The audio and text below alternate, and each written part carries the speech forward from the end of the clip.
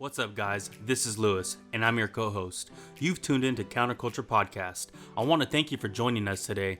Hope this inspires you and gives you a perspective about your purpose. Enjoy the episode. Hey guys, this is Anthony with Counterculture Podcast. We're so excited for this second episode of our brand new season, Season 3. If you've followed along with us from our last episode recorded, you'd know that we're talking about this idea of purpose. We believe that every person that listens to this episode, every person that, is next to you listening to this episode or just far away, whoever it is, they each of us have a purpose. Every person in this world has a purpose. Whether you've discovered that purpose or not, purpose is kind of like a treasure. Think of treasure. It has so much value, but even if it's yet to be discovered, it still has that value. And so our goal with these last couple of episodes are to completely just redefine what our view is as a culture toward our purpose. What does God have to say about our purpose? How can we fulfill our purpose? And what are some practical ways that we can approach purpose? And today, what I want to talk about is choosing to live a life on purpose in order to produce purpose. I know that's a ton of P's. I know that's a ton of purposes, but the goal is that it would actually stick in our minds. And so one thing that is so important is that a lot of times when I find myself at work, I work with tons of young professionals who are alumni from USC, UCLA, some of the most notorious schools in LA.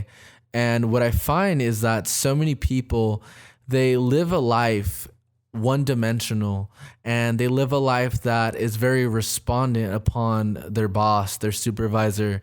And a lot of us don't realize that some of the greatest leaders that we listen to and follow, they don't live these lives of linear, just follow through and living life A, B, and C. But instead, most of the most notorious leaders that we listen to and follow, we know that they live their lives vertical. So that means that they live lives that are looking above approaches. So that means they're thinking outside the box. They're looking at different ideas that maybe the common mind might not look at.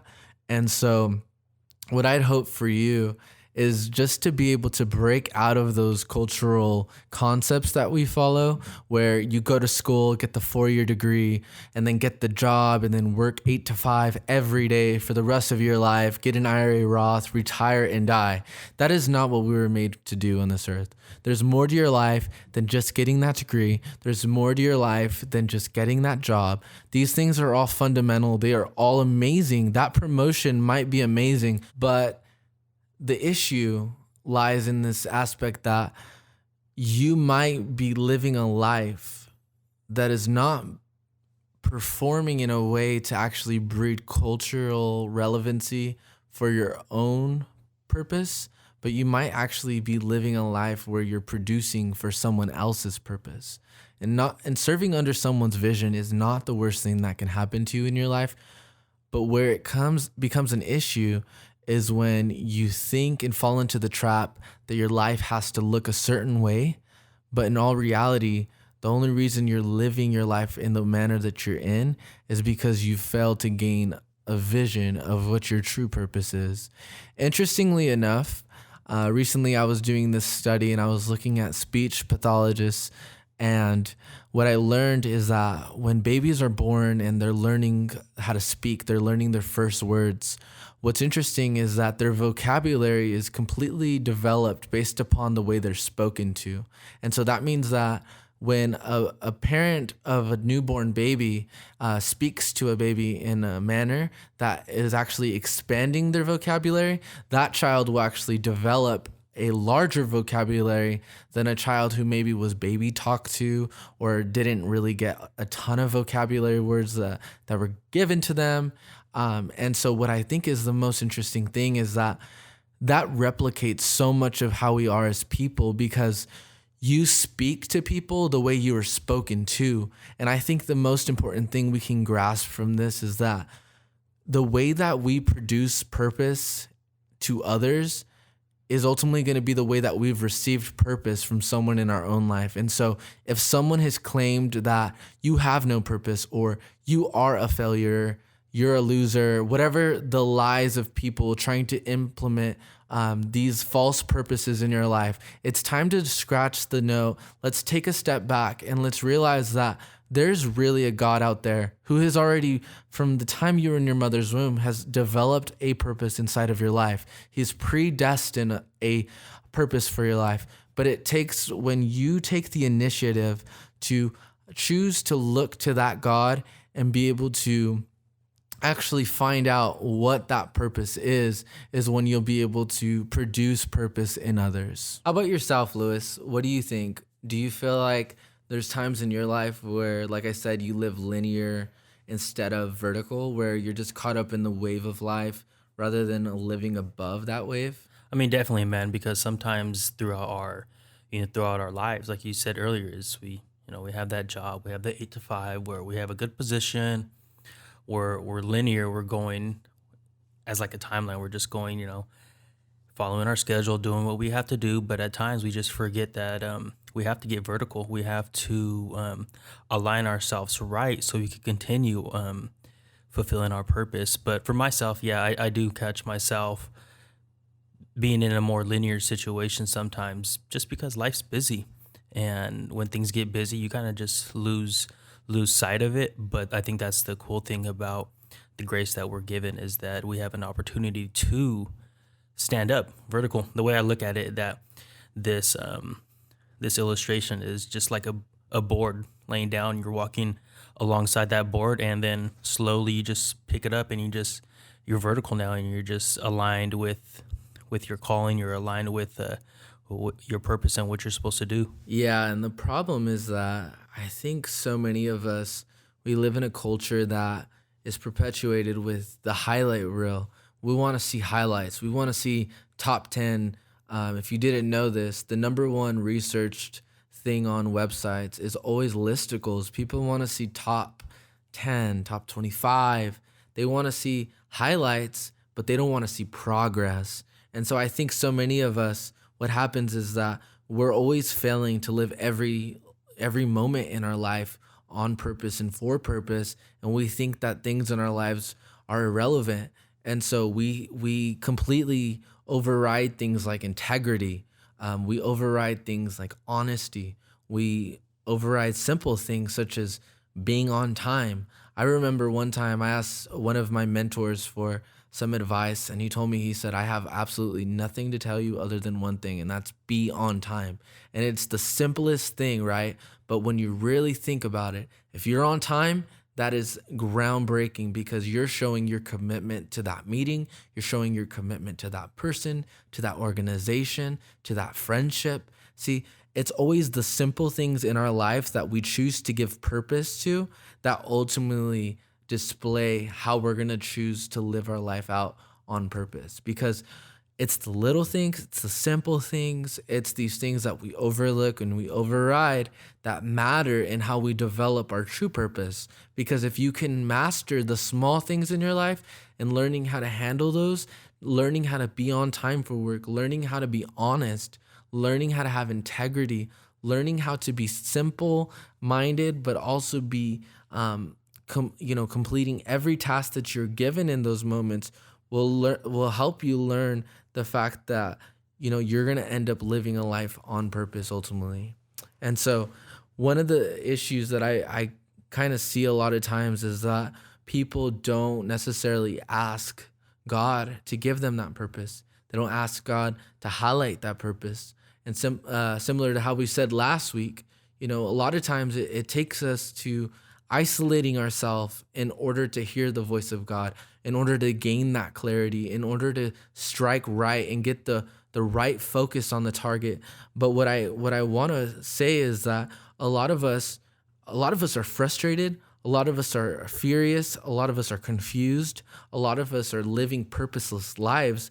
And the problem is because it's easy for us to fail and try and seek God for a purpose. And it's hard for us to actually make that time, but it's detrimental to our life. Because here's the issue, is that if we fail to live a life fulfilling God's purpose for our life, the world is going to completely succeed at using you to build theirs. And I want to say that again, because it's so vital that if we fail as people to live a life that is fulfilling God's purpose for us, the world is going to completely succeed at using you to build theirs. That means business owners are going to use you to build their companies. People are going to use you to build their statuses.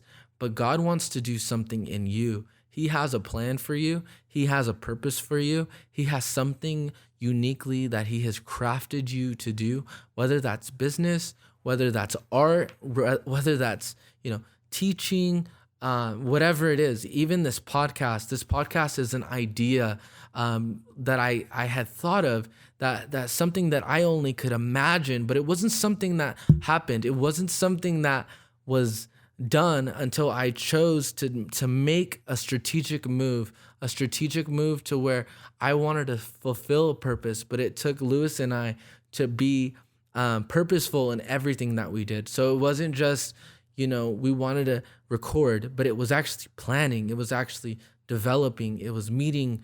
It was talking over some of the plans, some of the needs that we know that communities need to hear. And these are some of the things that we find so relevant in our culture. Some of the things that people are constantly just overlooking is doing good and the simple things. What about you, Lewis? How are some of the ways that you think you see in your life or with people around you that they might just overlook those simple things? And how do you think that affects just how we ultimately develop our purpose long term? Right, that's a good question. And I think you kind of answered that at the beginning. Is how you is when you said that people just want to see the highlights. People just want to see the glitz, the glamour, the success, the promotion, and all the things that you get when you get to the top or wherever you're wanting to go. But nobody wants to witness, and nobody wants to see or even go through the in between. That in between part, if you can, I'm sure you guys agree that in between part is probably the hardest part. And I think that's where people miss their mark, is because that can turn into the simple things in life, because you come into situations, you come into opportunities, and it's up to you if you want to use that opportunity to help you grow and help you fulfill your purpose. Because like I said, that in between part is really going to determine where you end up once that season in your life is over. And we're starting to see that people are deconstructing their faith in a way that religion, faith, purpose, all these things that give us purpose in life are being found in so many different things. I mean, there's so many people that I've met in LA that they truly find their purpose in hot yoga class on a Saturday morning at 5:00 in the morning and getting a matcha latte afterwards with their partner. I mean, I think purpose is one of these things that we've completely identified as being linked to an event or a speaker or a podcast or this activity that we do. But the problem with it is that purpose is never going to be found in a podcast. It's never going to be found in a speaker. It's never going to be found in an activity, but it's always going to be found through God and how he breathes on you and how he creates inside of you. Because what I always love about the beginning story of Genesis in the Bible is that God creates everything. He creates water, he creates mountains, he creates animals, he creates land, he creates people, he creates every aspect of what we know as the world today. But the amazing thing about this is that every single thing that God creates, every single thing that God breathes on, everything he speaks into existence always was made for a purpose. And that means this: everything that we have today to know about our own purposes are subjective. That means that God, maybe he never designed you to be that athlete, because what happens when you get injured? What happens when you lose your talent? What happens when you get old? Does your purpose go outside of the window? No, God still has a purpose for you. It's just that that skill, those things that you have, those are ultimately not to bring you fulfillment in life, not to bring you a purpose in life, but those are avenues to express your purpose. You might be a great doctor. You might be a great, dentist. You might be a great businessman. You might be a lot of things, but that's not necessarily your purpose. Those are just the avenues that you choose to express yourself. God, He breathes on you. He gives you purpose. But the purpose, the issue that we find so much in culture is not that we just choose to find our purpose in events and different things. It's that we've identified within the Christian circle this idea of a calling. And so we tell people, go pursue your calling. But the issue is that when you read the Greek term calling in scripture and God promises you a calling, here's the thing about a calling.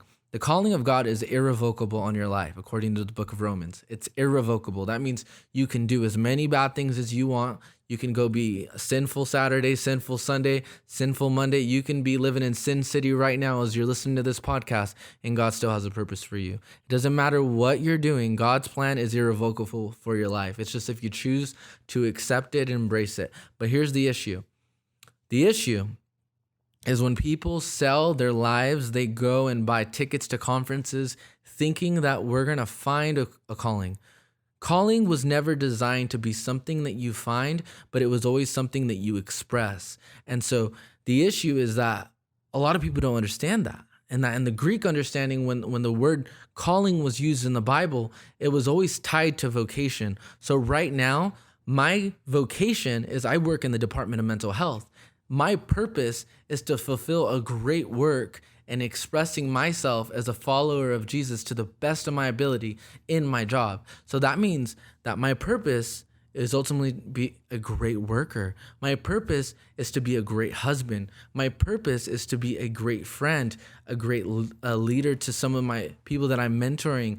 That's my purpose. Your purpose may look a lot different, but the ultimate capacity of what your purpose is not found in a title, because titles come and go, titles change, but what is always going to be is character. Character development is how we express our purpose, our true self, who we are, and what has God ultimately placed on us. What I want to ask, Lewis, is just for you to really break down this a little bit more on your perspective. So what do you think about God ultimately giving us a purpose or giving us a calling? Do you think that it is God's, for the calling? Or do you think it's us? Do you think we choose the calling? Do you think God has a calling for everyone? Or do you think we give ourselves callings? What do you believe of that? Tough question, huh? Before I answer this question, we would like to even hear your guys' answers and how do you guys feel about that? But honestly, I think the ultimate calling is to serve others. It's in the first two commandments. To love yourself, love your neighbor, and just be Christ-like. But I think, honestly, our calling searches for us. Oftentimes, the more we go and look for our calling, I'm called to be, a lawyer. I'm called to be a therapist. I'm called to be a housewife. I'm called to be this. The more you go and search for your calling, have you noticed? I have. Have you noticed that you kind of just hit a brick wall? You're like, okay, this is not what I'm supposed to do. Let me go find another calling. It's honestly, Anthony, you probably can't agree, is that it's, there's less stress, there's less anxiety in that mindset of your calling finds you. You're right. We are called to be a husband, a wife, a father, a son. That's what we're called to be. So wherever you're at today, wherever you're listening, that's what you're called to do. You're called to serve one another. You're called to serve your mother, your children, your husband, your wife. So be the best servant you can be. And I think that is fulfilling your calling and even fulfilling your purpose sometimes. Completely agree. I think of the great Tim McGraw and his lyric where he says, always remember to be humble and kind, because it's those simple things in life that when we are excellent and we execute in those areas, that you'll find that everything else will just follow. You'll find a life of purpose. You'll be living on purpose every moment that creates a life of purpose. That means that you're showing up on time because you know there's a purpose for showing up on time. That means you're kind because you know there's a purpose for being kind. That means you're honest because you know there's a purpose to be honest. It's these little things, living every moment of our lives on purpose because we know we're living an adventurous life, a journey to pursuing a life of purpose. You can't live a life of purpose if you don't choose to make every moment count for purpose. And so what I want to say is this, is that purpose is always going to be breathed from within. Like I said, God is the one who breathes life. He's the one who breathes purpose. But purpose should always come from within. It should always come from within yourself, within what God has spoken to you, and not from what others have to say about you. I think of an egg. When you think of, just an egg, what's interesting is that the moment that light comes from within an egg, it creates life. But the moment that light comes from outside of an egg, it creates death. And simply saying, if an egg breaks from within, it typically causes to give birth, right? But if an egg is cracked from the outside, you'll see that it ends in death. The moment that you allow your life to begin with purpose inside of you, it'll always lead to life. But if you decide to live your life allowing others to give you purpose, it will always lead to death. Death of your dreams, death of your purpose, death of your calling, death of your passions. But it's when you choose to allow God inside of you. It's when you allow the Holy Spirit to come inside of you and breathe on your life, breathe on your work, breathe on your talents, that is what gives you the ultimate power and ultimate life to live a life on purpose. Thank you for making it to the end of today's episode. If you enjoyed the podcast, hit subscribe, share it with your friends and family, and tag us. For more content, please visit our website at counterculturepodcast.com. And don't forget to turn on those post notifications.